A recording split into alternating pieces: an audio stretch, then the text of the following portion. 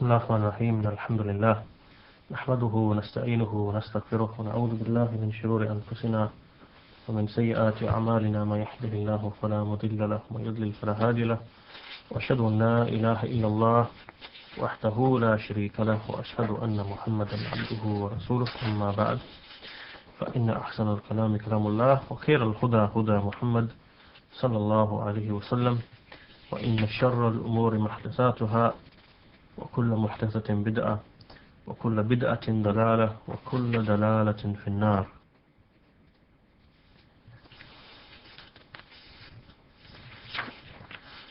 Okay, today's lesson is on chapter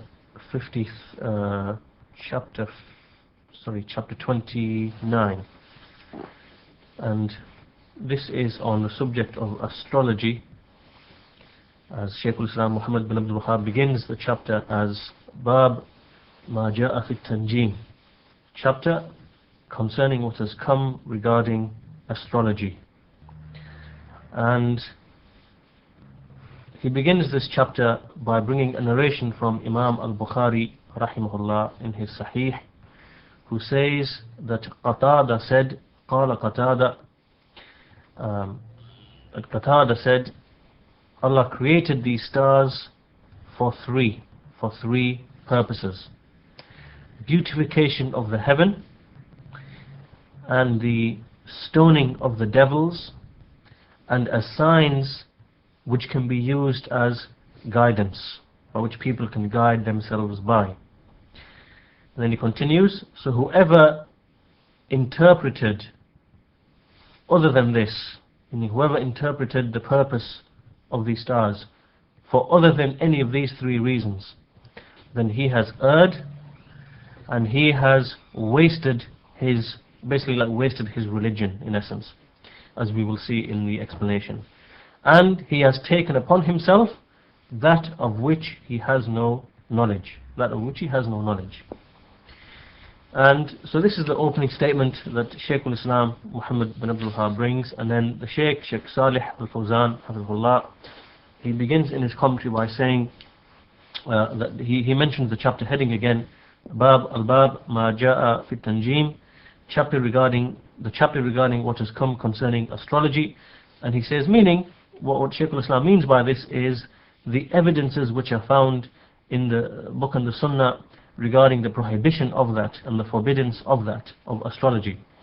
And the Shaykh says that at-tanjim, what is meant by at-tanjim or astrology, is the belief that the stars have an influence or an effect upon the occurrences and whatever occurs within this creation. And the Shaykh says that there are other meanings that can be intended by at-tanjim, by astrology. There are some other meanings, and they will be looked into further in this explanation. And then the Shaykh says that this belief here, this belief as in this definition that has just been given of astrology, is something that is an ancient belief, and it used to exist amongst the people of Nimrud. And Nimrud was the name of that king who was present in the time of Ibrahim alayhi salatu wassalam. And these people were known as the Sabi'a in Arabic, and the Sabaeans in English. And these people used to worship the stars, and they used to build altars and temples and places of worship for these stars, because they used to believe that these stars used to control the affairs of the universe. And the Shaykh says that this belief, unfortunately, this belief has continued to be present in the world today. It continues, it hasn't ceased. And then the Shaykh goes on to discuss the statement of narrated by al-Bukhari from Qatada, and he says that Shaykhul Islam Muhammad bin Abdul Wahhab said, قال البخاري في صحيحه, that al-Bukhari said in his Sahih. And this particular narration brought by Qatada by al-Bukhari is from the type which is known as the mu'allaq, or the narration whose isnad has not been mentioned, right? In essence, whose isnad has been left suspended, meaning not mentioned. So it's either called mu'allaq or it's called at-ta'liq. It's from the type called at-ta'liq. And as the Shaykh says, that at-ta'liq is that a narration is mentioned, an athar is mentioned, but without its isnad. So for example, and here al-Bukhari said, قال قتادة, so he just said Qatada said, and he didn't mention any isnad for it.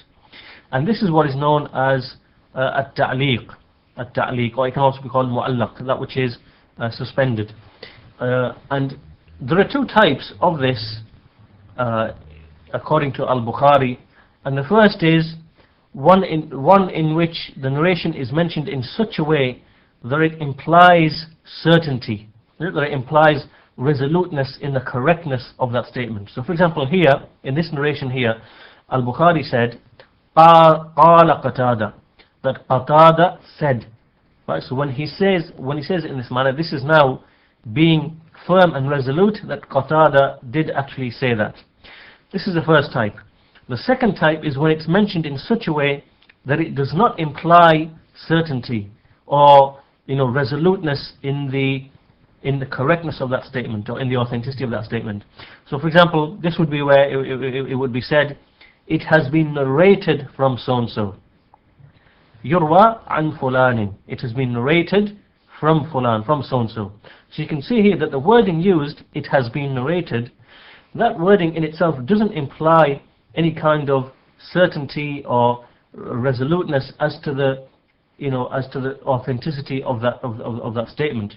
Whereas in the first example, when it is said, Qatada said, or so-and-so said, by using the word qala, this implies resoluteness. So basically, the ta'liq, the narrations which are mentioned in mu'allaq form, then they can be mentioned in one of these two ways. And obviously, the first way is of a higher rank because it implies authenticity, and the second is of a lesser rank because it doesn't necessarily imply authenticity.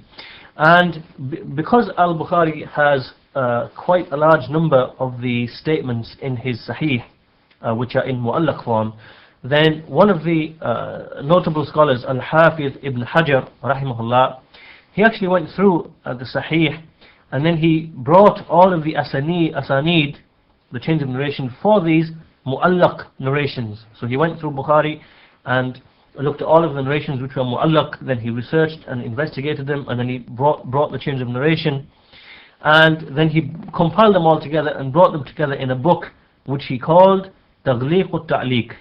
Taghliq-ut-Ta'liq. And this book, as the Shaykh Salih al-Fawzan says, that it comprises of 3 very bulky volumes, and it has also been published, well, alhamdulillah. So then the Shaykh goes on to mention the saying of Qatada, that Qatada said, and this Qatada is Ibn Di'amat al-Sadusi, and he is the Imam, the noble Imam of Tafsir and Hadith and other than that. So Qatada said, خَلَقَ اللَّهُ هَذِهِ النُّجُومِ لِثَلَاثٍ, that Allah created these stars for 3, meaning 3 wisdoms. And then the Shaykh goes on to explain. The first benefit, زِينَةً لِلسَّمَاءِ, which is an adornment of the heaven. And this occurs in the Quran, as Allah subhanahu wa ta'ala said, وَلَقَدْ زَيَّنَّا السَّمَاءَ الدُّنْيَا بِمَصَابِيحِ, that we have indeed adorned the heaven of the earth, the lowest heaven, with with lamps, meaning stars. And the Shaykh says because they are kind of like lamps which glimmer and which give light. And قال تعالى, and Allah also said, إِنَّا زَيَّنَّا السَّمَاءَ الدُّنْيا بِزِينَةٍ الْكَوَاكِبِ, that verily we have adorned the heaven, the lowest heaven, the heaven of the earth, with the adornment of the stars. Right? So this first reason is mentioned itself in the Quran, that the stars are there for the adornment of the sky. The second benefit is, as is said by Qatada, وَرُجُومًا لِلشَّيَاطِينَ, as a stoning of the devils. And this is, as the Shaykh says, because the devils, they try to hear they try to grab something of hearing the angels, the speech there is amongst the angels in heaven, and then they come